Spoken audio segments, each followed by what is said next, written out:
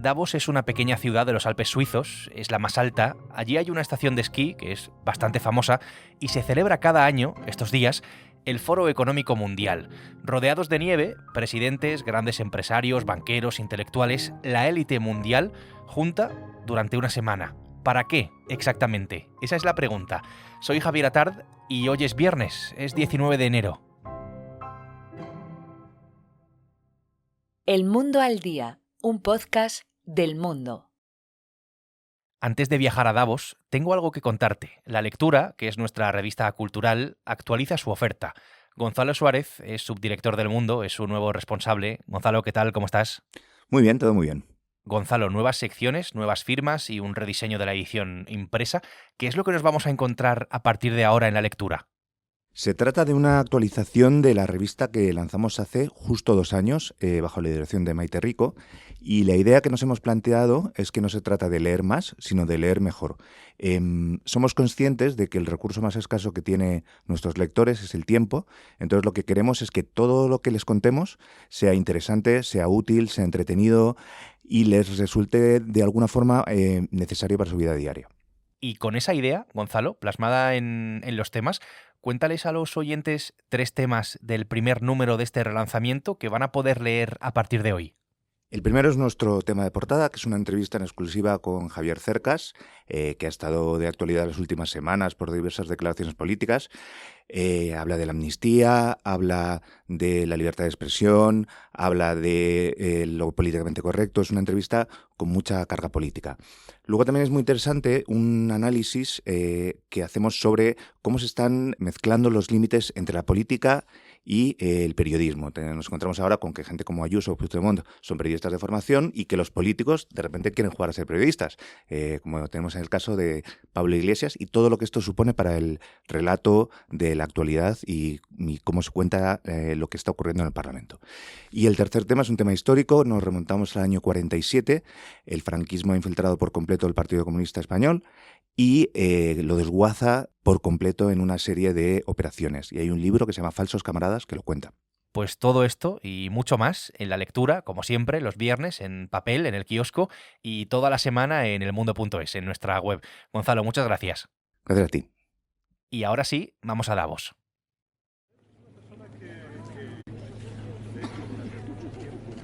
Es una de las imágenes de la semana. Pedro Sánchez paseando por Davos, pisando la nieve por la calle, con un abrigo 3/4 negro de Homa para combatir el frío, que al parecer, por cierto, se ha agotado después de esta aparición. Voy a confirmar que de verdad hace tanto frío allí. Carlos Segovia es subdirector y corresponsal económico del Mundo. Carlos, ¿qué tal? ¿Cómo estás por allí?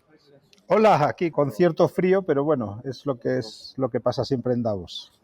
Las imágenes que vemos de Davos siempre son de montañas nevadas, de nieve por la calle, de gente que va muy abrigada, abrigos entiendo que más caros que el de Sánchez. Lo del frío allí es una realidad, ¿no?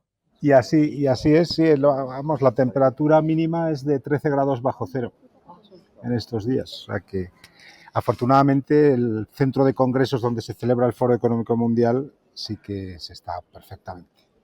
Carlos, ¿qué es Davos exactamente? Este año se celebra su edición número 54 y es conocido por congregar a las élites mundiales, a políticos, a intelectuales, a grandes empresarios, a banqueros, a directivos de empresas.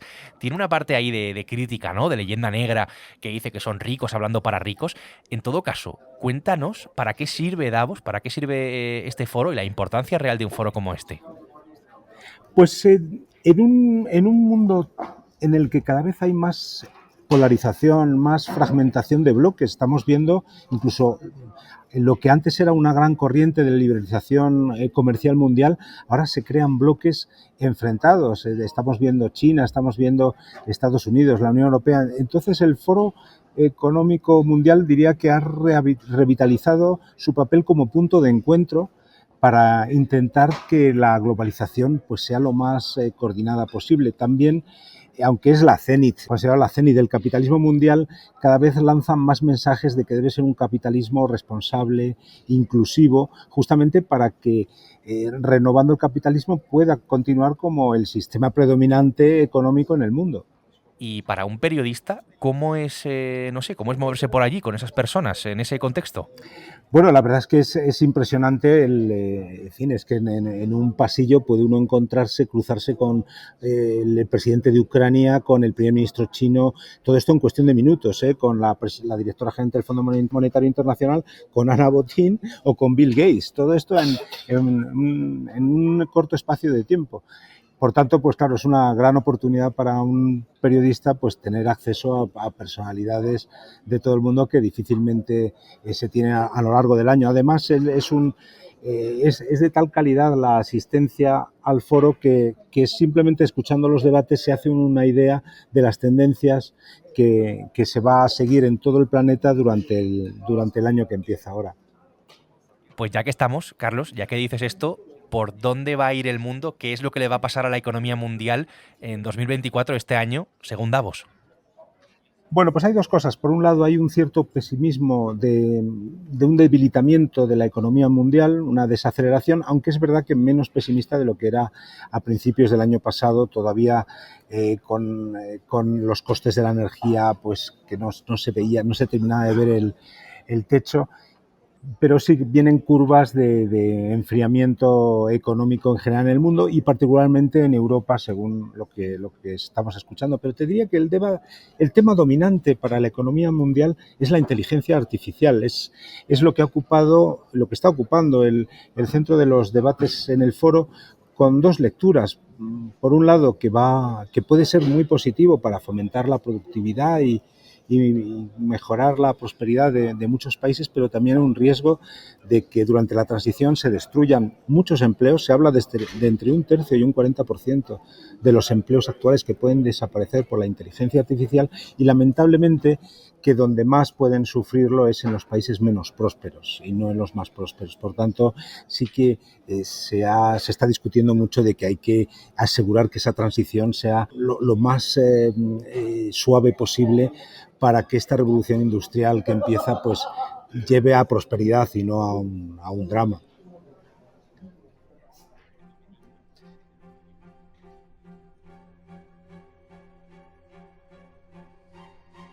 Estás escuchando El Mundo al Día.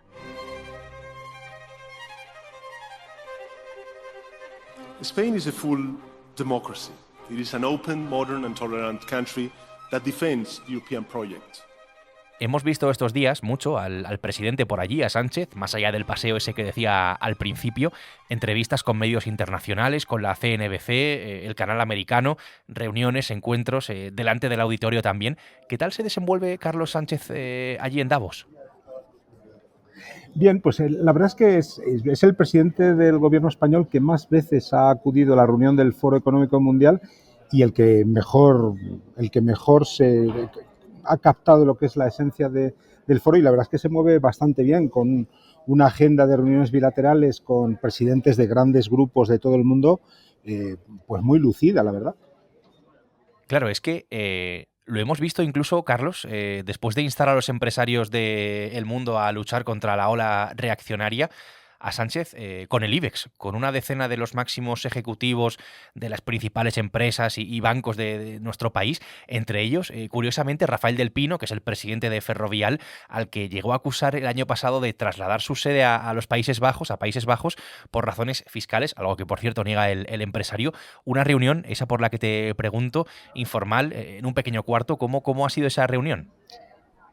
Sí, él suele centrar su agenda de reuniones bilaterales, pues ya te digo, con presidentes de multinacionales de otros países, pero siempre intenta un encuentro informal con todos los ejecutivos de empresas españolas y bancos que se encuentran en Davos, y eso es lo que ha ocurrido, una pequeña reunión informal a puerta cerrada en la que no hubo ninguna tensión. El propio presidente del gobierno quiso evitar todo problema, todo tema escabroso, y tampoco los empresarios españoles presentes, aunque están muy molestos con las políticas económicas de Sánchez en cuanto a cambios regulatorios, cambios fiscales, pues tampoco consideraron que era el momento en esa reunión en Davos de ponerse a discutir sobre estos problemas. Por tanto, fue una reunión, a mí me han dicho que bastante normal y tranquila.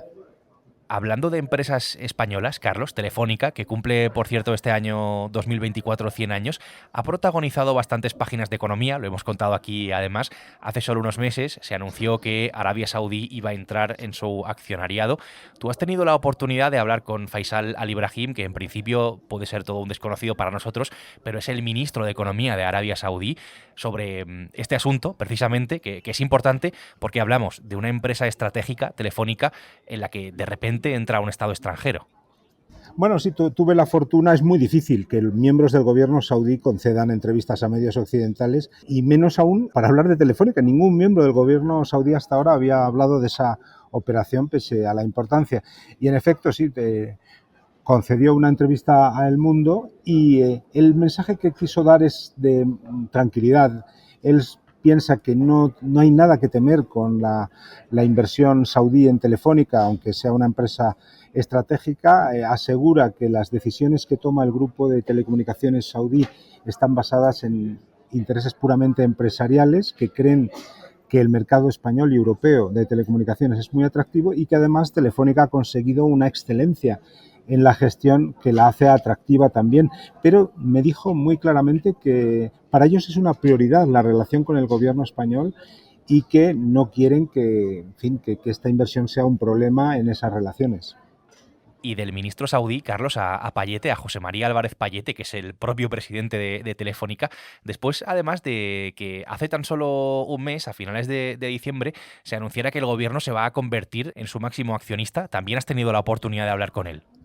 Sí, el presidente de Telefónica también concedió una entrevista a El Mundo. Consideró tranquilizadoras esas palabras que nos había declarado en la víspera el ministro de Economía saudí y, en todo caso, él lo que sostiene es que la empresa no debe distraerse con estos movimientos accionarios de lo que es su prioridad, que es ejecutar un plan estratégico a 3 años y asegurar pues una gestión profesional de la compañía que mejore la rentabilidad, que mejore el dividendo para los accionistas y que coloque a Telefónica en el futuro en la posición que debe estar por la dimensión que tiene. No se dejen amedrentar ni por la casta política ni por los parásitos que viven del Estado. No se entreguen a una clase política que lo único que quiere es perpetuarse en el poder y mantener sus privilegios. Ustedes son benefactores sociales, ustedes son héroes. Tal vez, o sin el tal vez, directamente, la intervención más comentada, la que más repercusión ha generado en Davos este año ha sido la de Javier Milei, el presidente argentino, el presidente de Argentina. Javier Milei ha agitado el foro totalmente, loando a los empresarios, a los que ha llamado héroes, ha cargado contra el socialismo, alertando contra el peligro que corre Occidente. Carlos, ha sido el discurso más comentado, sin duda. Sí, sin duda ha sido una de las intervenciones más sonadas en esta reunión anual del Foro de Davos. El presidente Milei quiso romper con lo que él cree que es un discurso dañino de Occidente. Él critica que se está abriendo demasiado la puerta a lo que él llama el socialismo, en el sentido de conceder un excesivo papel al Estado. Entonces, pues recuperó viejas recetas, hizo una auténtica arenga a los empresarios de todo el mundo presentes, diciéndoles que no se dejen intimidar, dijo textualmente, por la casta política y los parásitos que viven del Estado, y dio una advertencia que llamó mucho la atención, y es que dijo: señores de Occidente, países de Occidente, no se confíen, no importa cuán ricos sean ustedes. Al final, si se toman las medidas equivocadas en contra del libre comercio, de la libertad de establecimiento, el destino es la pobreza, y lo hemos visto en Argentina. Puso ese ejemplo de que no hay que bajar nunca la guardia, de que un país muy próspero puede terminar en muy mala deriva. Esto es Davos, así funciona, para esto sirve, y esto es lo que ha pasado en el foro este año. Carlos, gracias por contarnos todo lo que se mueve por allí. Muchas gracias, un placer.